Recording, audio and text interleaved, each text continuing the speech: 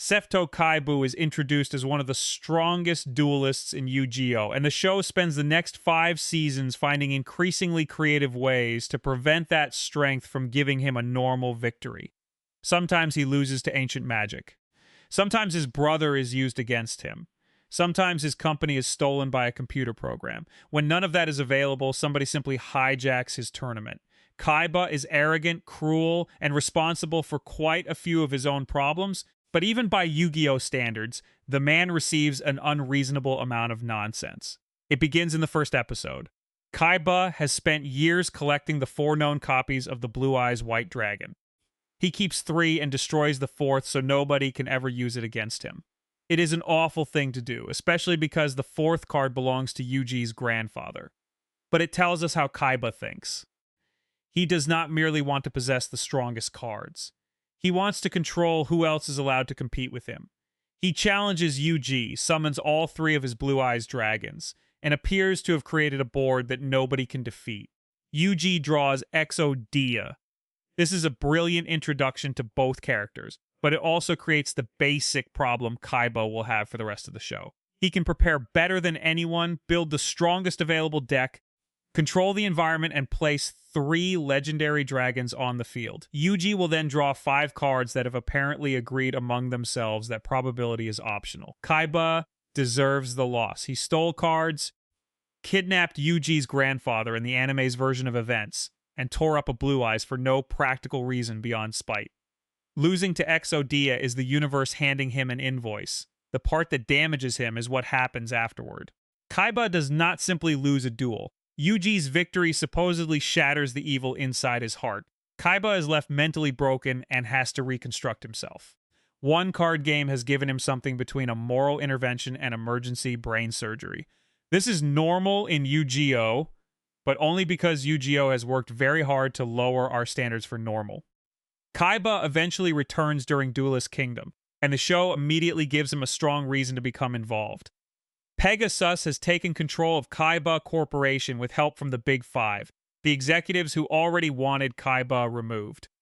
Pegasus has also kidnapped Mokuba and trapped his soul inside a card. Mokuba is more than Kaiba's younger brother. He is the only person Kaiba trusts completely. The 2 of them survived an orphanage, an abusive adoptive father, and a childhood in which Kaiba was forced to become useful before he was old enough to understand why adults kept failing him. Everything Kaiba builds is partly an attempt to create the future he once promised Mokuba. Pegasus understands that, and attacks the one person capable of making Kaiba forget everything else. Kaiba travels to Duelist Kingdom to save his brother and recover his company. On paper, this should be his redemption story. He is no longer collecting cards to prove his superiority. He is fighting for his family. The show still makes him crawl for it. Before Kaiba can challenge Pegasus, he has to defeat Yuji. Their duel is close, and Kaiba eventually reaches a position where Yuji can win by making one final attack. Kaiba responds by standing at the edge of the castle and telling Yuji that the force of the attack will make him fall to his death. It is one of Kaiba's worst moments. Yugi is placed in an impossible position because Kaiba has decided that losing the duel means losing his only chance to save Mokuba. Yugi cannot bring himself to attack, so Kaiba wins. Technically. Kaiba finally defeats Yugi, but he does it by threatening suicide. It is difficult to imagine a less satisfying way to give a rival his first victory.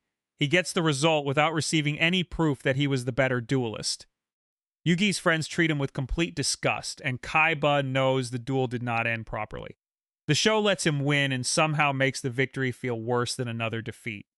It is fair to criticize Kaiba here. Mokuba being in danger explains his actions, but it does not excuse what he does to Yuji. Still, the situation only exists because Pegasus has kidnapped a child, stolen a company, trapped people inside cards, and arranged a tournament on a private island where attempted murder appears to be covered by the entry fee. Kaiba reaches Pegasus and begins the duel he has been fighting toward. He has his best cards, his confidence has returned, and his brother is waiting to be rescued. Pegasus can read his mind. The Millennium Eye allows Pegasus to see Kaiba's cards and anticipate his decisions. Kaiba is competing in a strategy game against a man who receives the strategy in advance. Pegasus then uses Toon World to turn Kaiba's own monsters into humiliating cartoon versions of themselves. Kaiba watches his blue eyes, the symbol of nearly everything he values, become a smiling toon dragon under Pegasus's control. His strongest card is not merely defeated, it changes sides and begins participating in the joke. Kaiba loses, and Peg-Asus traps his soul too. This is the first major example of how the series handles Kaiba whenever his skill becomes inconvenient. It rarely proves that another normal duelist is clearly better. Instead, it introduces an advantage Kaiba cannot reasonably counter. Pegasus reads minds. Aishizu sees the future. Noah uses Mokuba as a human shield. Ancient villains possess cards powered by lost civilizations. Yuji has the spirit of a pharaoh living inside his puzzle. Kaiba brings a briefcase full of cardboard and the confidence of a man who has never considered that a briefcase full of cardboard might be inadequate. His refusal to believe in magic becomes part of the comedy, but it also protects him. If Kaiba accepted what was happening, he would have to admit that the competitive system he built his identity around is fundamentally unfair. He believes intelligence, preparation, and superior technology should determine the winner. That belief helped him survive his childhood. His adoptive father taught him that weakness would be punished, so Kaiba became more disciplined than everyone around him. He studied, designed technology, took control of a corporation, and converted it from weapons manufacturing into gaming. Then an ancient Egyptian necklace tells his opponent which cards he is going to play. Kaiba responds by calling it a cheap trick, because the alternative is admitting that reality has developed a personal objection to merit. After Pegasus is defeated, Kaiba regains his company and creates Battle City. This is where the show gives him his greatest achievement. The dual discs turn a card game that once required large arenas into something people can play anywhere. Kaiba effectively builds the physical system used for nearly every major duel that follows. The entire franchise benefits from his invention. Duelists can summon monsters in streets, on rooftops, beside docks, inside blimps, and in several places where a responsible city government would have installed barriers. Kaiba transforms duel monsters into a public spectacle. Nobody gives him much credit because he continues introducing himself as though credit is something he invented too. Battle City is Kaiba's tournament. He creates the rules, supplies the equipment, provides the locations, and owns the aircraft used for the finals. He also enters as a competitor, which is a slight conflict of interest, although it barely reaches the top 10 ethical problems connected to this tournament. The reason Kaiba organizes it is painfully Kaiba. Aishizu shows him Obelisk the Tormentor, gives him the card, and tells him about the other Egyptian god cards. She also suggests that Kaiba will need to confront Yuji. Kaiba is manipulated into funding an entire citywide competition because somebody shows him a powerful card and mentions his rival. Aishizu understands him perfectly. There is no need for mind control. She simply places a rare object near him and waits for the corporation to mobilize.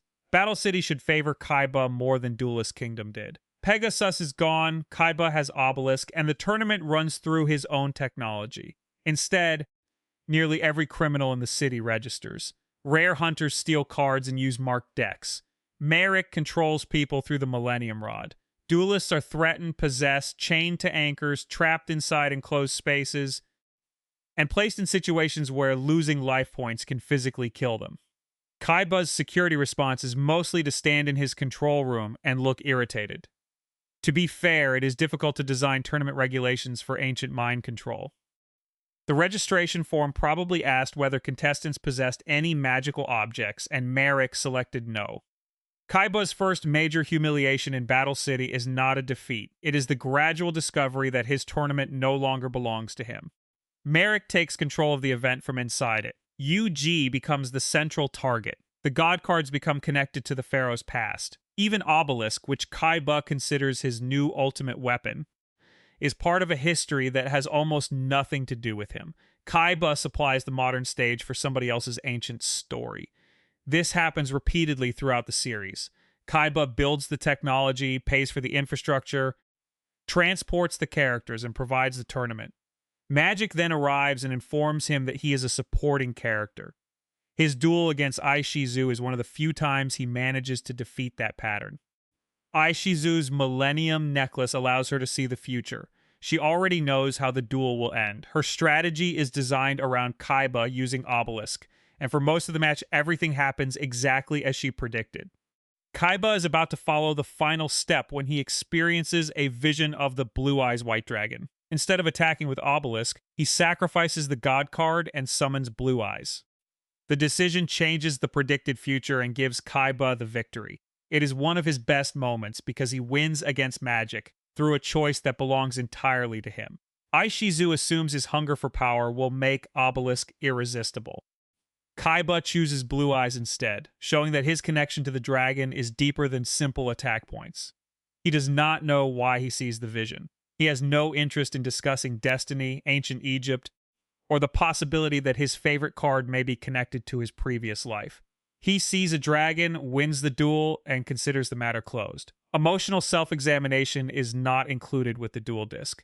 The victory also proves Kaiba is capable of defeating an opponent with supernatural knowledge. He does not need a Millennium item to resist destiny. He makes one unexpected decision. The reward for this achievement is a semi-final match against Yugi in which Kaiba loses again. Their Battle City duel is probably the fairest major confrontation between them. Kaiba has Obelisk, Yugi has Slifer, and both men have built decks capable of supporting their god cards. The duel is long, strategic, and competitive. There is no threat of suicide and no mind reader controlling the field. Kaiba still loses. Yugi defeats the Blue Eyes Ultimate Dragon with Dark Paladin, a monster that becomes stronger because Kaiba has filled his deck with dragons. Kaiba's greatest strength becomes the exact resource Yugi uses against him. This is good duel writing. It also preserves a frustrating rule of the series. Kaiba can push Yugi closer than almost anyone, but he cannot receive a clean, decisive victory over him. Kaiba's only victory against Yugi came when Yugi refused to risk killing him. Every fair rematch ends with Yugi ahead. For a rivalry the series presents as legendary, the final record is surprisingly rude. Joey receives a different kind of treatment. He loses often, but his losses are allowed to prove his growth. He pushes Yugi, defeats stronger opponents, and nearly beats Merrick while barely conscious. The story can let Joey lose because his development is measured by how far he has come. Kaiba's development is tied to being the best. If he defeats Yugi, the protagonist loses his position. If Kaiba loses too easily, the rivalry stops feeling meaningful. The show solves this by making Kaiba extremely impressive for most of the duel and then defeating him near the end. He is the final obstacle Yugi must overcome before facing the actual villain. That role guarantees Kaiba will look dangerous and lose at the same time. After losing to Yugi, Kaiba has to duel Joey for third place. Kaiba wins, but even this feels like damage control. He entered his own tournament to defeat Yugi and claim all 3 god cards. He ends it proving he is better than the contestant he has spent the entire series calling a second-rate duelist. Congratulations. The billionaire has secured bronze. Battle City then ends with Yugi defeating Merrick and claiming the remaining god cards. Kaiba's tournament becomes part of Yugi's journey to recover the Pharaoh's memories. The event Kaiba designed to establish his own superiority provides the tools required for someone else's destiny. He does not even get to keep Obelisk. The virtual world storyline is less subtle. Kaiba and the others are trapped inside a computer system controlled by Noah, while the Big Five attempt to steal their bodies. The Big Five are former executives of Kaiba Corporation, and Noah is connected to Kaiba's adoptive father. Once again, Kaiba's past returns through his own technology and tries to remove him from his company. Kaiba's corporate security is so consistently poor that ancient spirits eventually seem like the more reliable storage option. Noah resents Kaiba because their father treated both children as potential successors. Noah wants to prove that he is the superior heir, although being a disembodied consciousness inside a private computer network has apparently limited his promotion opportunities. Their conflict has real weight. Both boys were shaped by the same abusive man. Both were treated as projects rather than sons. Noah believes Kaiba stole the future that should have belonged to him, while Kaiba refuses to let their father control anything else. A fair duel between them could have been one of the strongest parts of the arc. It is not fair. Noah manipulates Mokuba, turns him against Kaiba, and eventually uses him as protection during the duel. Kaiba is unwilling to attack when doing so could hurt his brother. Noah exploits the only boundary Kaiba will never cross and defeats him. Yugi then continues the duel using Kaiba's remaining cards and life points before defeating Noah. Kaiba does the work, suffers the emotional damage, and hands the unfinished match to the protagonist. Yugi receives the final victory while Kaiba becomes a motivational deck extension. The show does allow Kaiba to confront his adoptive father afterward, but even that battle takes place inside a virtual world where the rules change according to whatever the villain currently requires. Kaiba wins, yet the entire arc reinforces the same point. His intelligence and technology cannot protect him because every system he builds will eventually be invaded by somebody carrying a childhood grievance. This becomes almost routine. Pegasus takes his company. The Big Five attempt to take his body. Noah takes control of his virtual world. Darts attacks Kaiba Corporation and damages its reputation. Siegfried interferes with Kaiba's tournament systems. For a company that produces holographic dragons, Kaiba Corporation spends an unusual amount of time being defeated by basic unauthorized access. The Ori Calco storyline gives Kaiba another enemy who blames him for something done by his adoptive father. Alistair's brother was killed in a war connected to weapons produced by the old Kaiba Corporation. Alistair therefore holds Seto responsible for the suffering caused by the company. The anger makes emotional sense, but the accusation is not entirely fair. Kaiba was a child when his adoptive father ran the weapons business. After taking control, Kaiba changed the company's purpose and moved it toward gaming technology. He is not innocent in general, but he did not create the war that destroyed Alistair's family. Kaiba is forced to carry his adoptive father's guilt because he inherited the company, even though changing that company was one of his clearest attempts to reject the man. Naturally, Alistair explains this while trying to steal his soul through a card game. Kaiba eventually defeats him, but Darts is the true threat. Darts controls an ancient organization, has supernatural knowledge, and intends to revive a giant monster using the souls collected by the Seal of Orichalcos. Kaiba joins Yuji against him because the entire world is in danger, although he continues behaving as though cooperation is a temporary administrative error.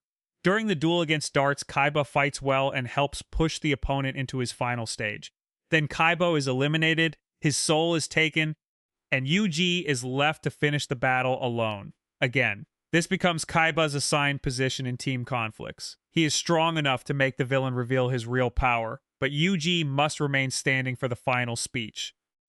Kaiba softens the boss, loses his soul, and waits for the main character to complete the paperwork. His defeats are especially harsh because Kaiba rarely receives the emotional comfort given to other characters.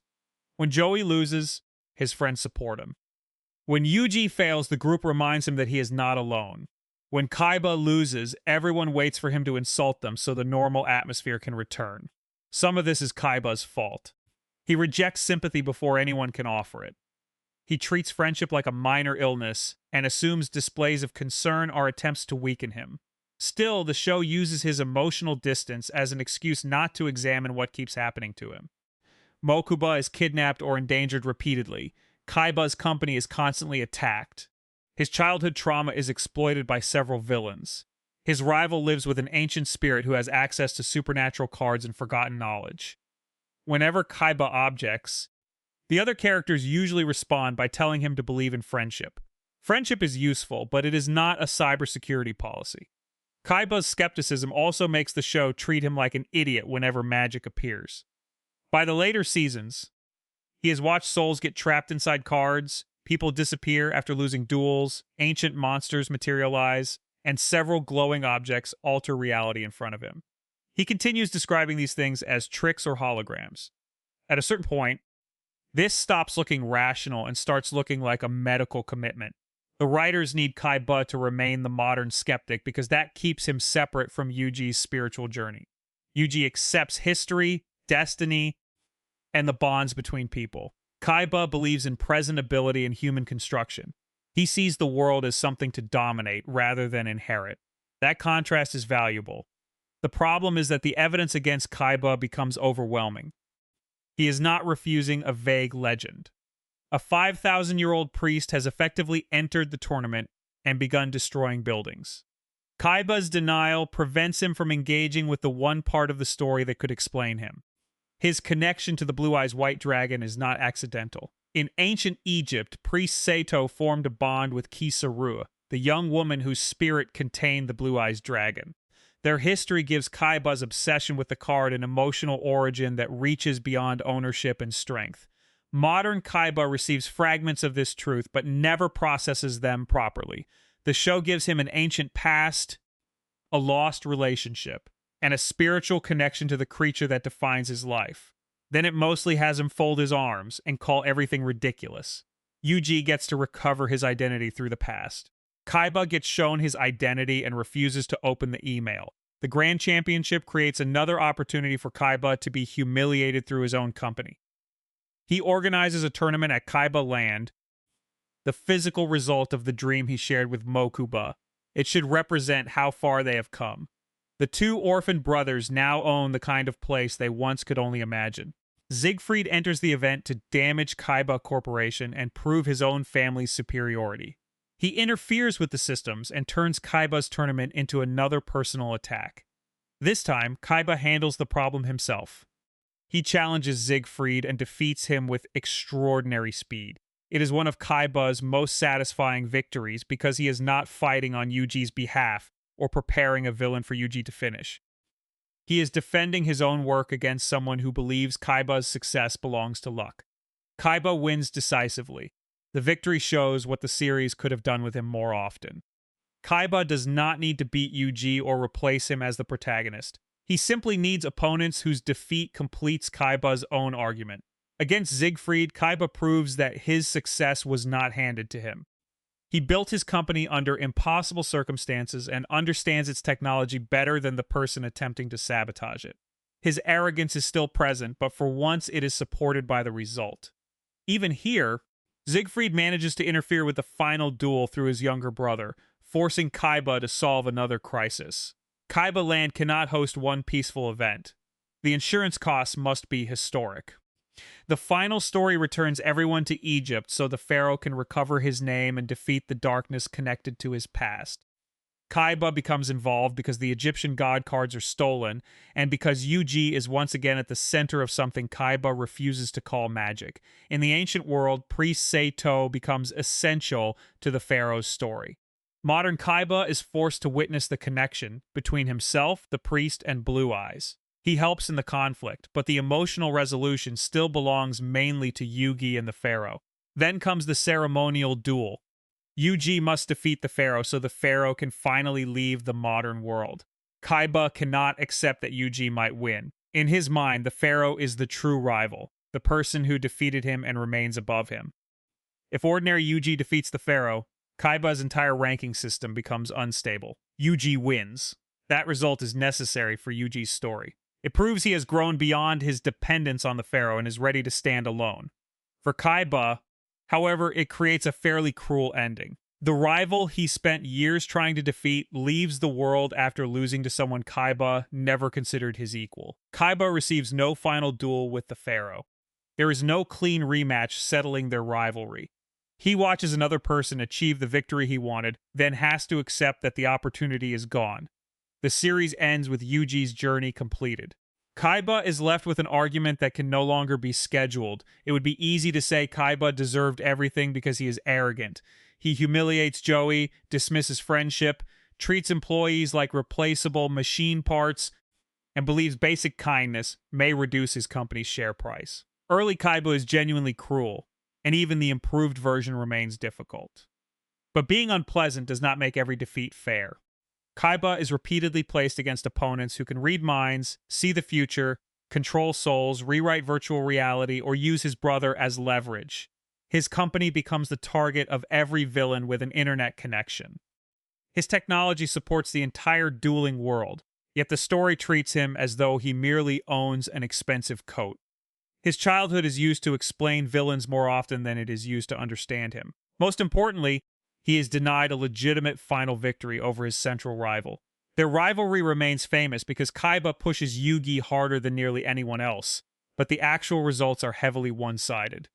Kaiba loses to XOD, wins through a death threat, loses in Battle City, and never receives the rematch he wants before the pharaoh leaves. That record does not make Kaiba weak. It makes him narratively trapped. He is too strong to lose casually, too popular to disappear, and too threatening to defeat the protagonist cleanly. The writers therefore keep him close enough to victory that he remains credible, then introduce the exact card, prophecy, magical object, kidnapped relative, or ancient sea creature required to stop him. What makes Kaiba impressive is that none of it changes his basic response.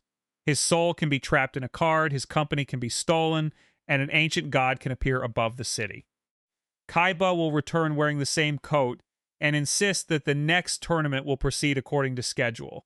He is not admirable because he is secretly kind. He is not, at least not very often. He is admirable because the universe repeatedly proves that his understanding of reality is incomplete, and he keeps challenging the universe to a rematch. Kaiba was done dirty throughout Yu-Gi-Oh! Some of it was deserved, especially early on. Much of it was the price of being the rival in a story that could never allow him to settle the rivalry. He builds the arenas, invents the equipment, funds the tournaments, transports the finalists, and provides half the show's dragons. Yugi still gets the trophy. Kaiba probably sends him an invoice.